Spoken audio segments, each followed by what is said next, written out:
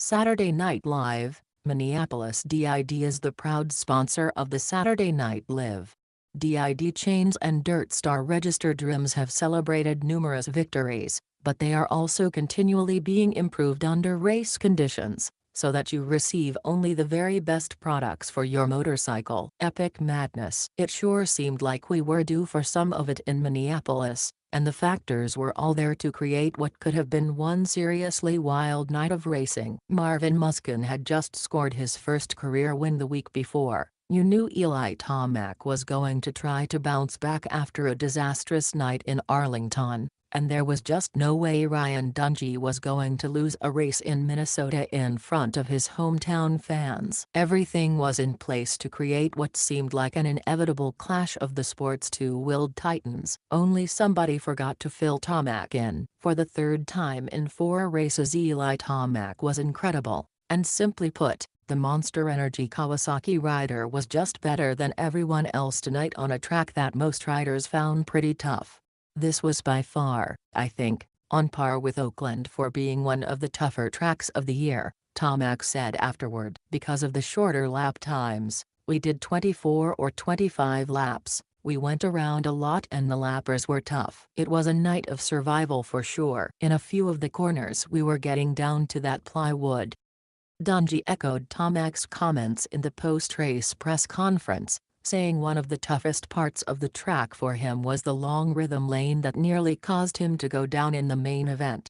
There was a dragon back to back to back, and the first one had a couple options, but what I was doing was jumping off one and landing in the front pocket of the next dragon back and kind of seat bouncing over the top of it, Dungey explained. I got to the top and I was trying to make up time. I saw Eli Tomac getting away and I was trying to keep the pace. You're skimming and barely touching, and you get off the gas and the rear wheel hits the top and the front just dropped. One time you'd get drive off it and the next you'd hit a soft spot. It was a little inconsistent. My nose dropped down and I came close to going over. I was able to jump over the bales and onto the flat and recover. I don't like those moments too much, chuckles. Marvin Musquin had a great race, coming from a ways back to pass Dungey for second on the night. It was the kind of ride that would make you suspect he was riding high on confidence earned from winning his first 450SX race the week before in Arlington. But he denied coming into Minneapolis with any kind of different mindset when asked about it in the post-race press conference. No, not really. Every single race is different. New tracks, new dirt, and anything can happen, Musquin explained. Last week after the red flag it was a perfect race for me, with the whole shot and leading every lap. It was almost easy because nobody was challenging me from behind. There was a lot of crashes and problems behind me. I wish it would happen like that every weekend, but it would be too easy. This weekend I had to fight really hard. I won last week and I really enjoyed it. I was really happy, but to be able to come back tonight like I did and get a second place, I'm really happy as well. It feels good and hopefully we'll get better starts like last weekend. Cole Seeley's main event started out well when he got a whole shot, but it didn't last long. He ended up going down all by himself while leading. I got a great start but I had a terrible first lap, Seeley said. It was good though. I haven't really found my groove with my starts. I haven't been stressing about it because I knew it was there, but I threw it away. That's a bummer. But I was still able to fight back to 5th, which is good in such a stacked class. I had an off day, so to be 5th still is still good. There are plenty of positives to take away and I'm going to focus on those instead of the negatives. 2 other riders, Cooper Webb and Justin Bogle, didn't do as well after having crashes of their own. Webb crashed early in his heat and slammed his shoulder into the dirt hard. We checked with the team after the race and they seemed confident there weren't any broken bones, but they weren't sure if anything else was injured. They'll have a better idea of the severity in a few days. Bogle crashed hard in his semi and was unable to race for the rest of the night. In fact, the team even sent him to the hospital to get his back checked out. He checked out okay and they were confident that he'd be able to race next weekend. There were several big crashes in the 250SX class as well. Alex Martin crashed on the first lap of the main event and was too banged up to continue. Fortunately, When we checked with the team they said he was just fine and wouldn't miss any races. We can't say the same for Benny Bloss, who also crashed out of the 250SX main. In fact, we can't say anything at all on his condition because we simply don't know. We were unable to get any information regarding his crash and we're not sure if he sustained any injuries or not. He certainly looked like he was in pain out there though. We'll know more next week and hopefully we're able to report some good news. We thought something might have been wrong with Christian Craig too. The Geico Honda rider was flying during qualifying and dominated his heat race. Then, after a bad start in the main, he got lapped. We were sure something was up with either him or his bike,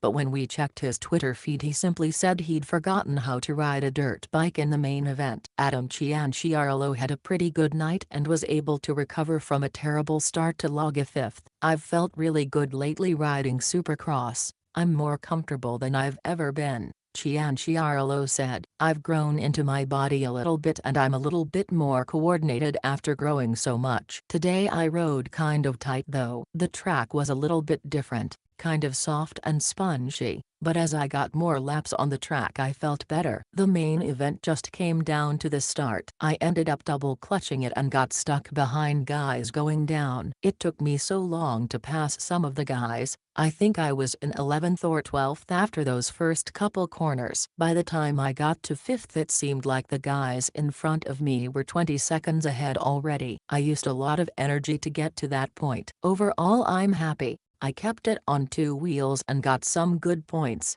but it's not where I want to be. I feel like I'm a championship contender and I want to win races. That's the goal.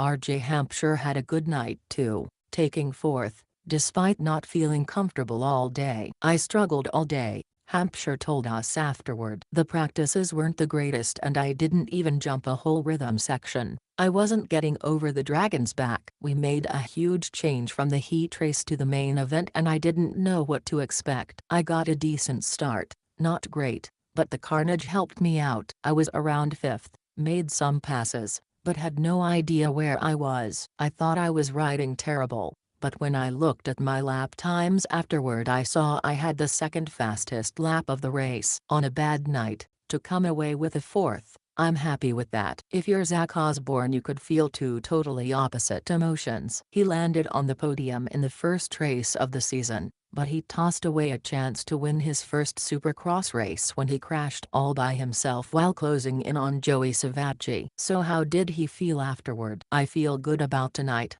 Osborne affirmed. I felt good all day. The track didn't have much flow but I was able to find it. In the main I somehow made a bonehead mistake. I got into neutral. Our bike is almost impossible to get into neutral, even when you're trying, so it's kind of strange it happened. I tipped over and still managed to get 3rd so I'm happy.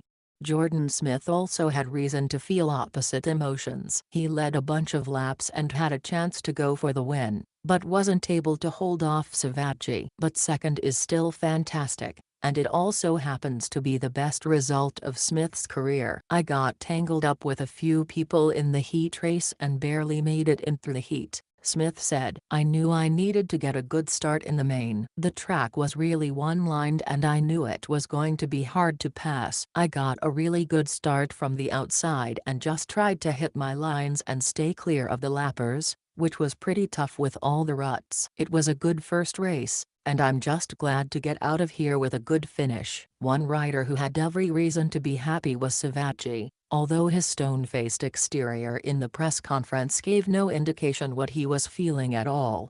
It would have been nice to get out of here with a podium, but to get the win is a little bit sweeter, Savaggi said. I didn't really feel awesome all day. I struggled with bike setup and in the main event I struggled. The track seemed tight in areas and it was hard to get a rhythm going. But it's hard to complain when you're up here and we just have to keep it going.